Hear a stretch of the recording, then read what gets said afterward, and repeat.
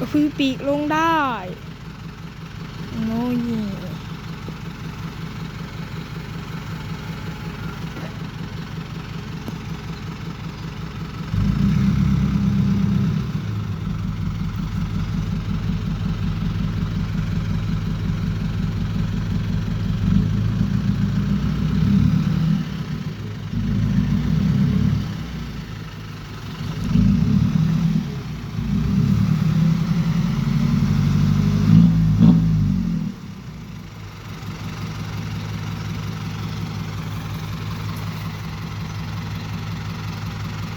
สบายดี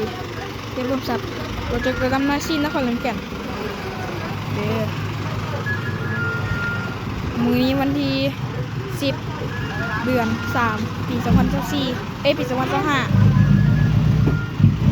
นี่เอาหินครบมาลงนี่เอาลงทางที่อยู่เซบูกันเนาะ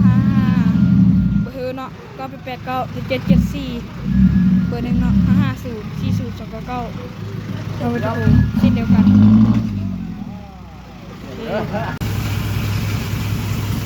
สบายดีเก็บความสับตัวตัวมันมาสิ้นนครขอนแก่น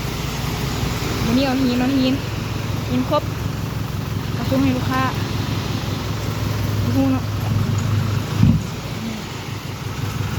เบอร์โทรเนาะ989 7774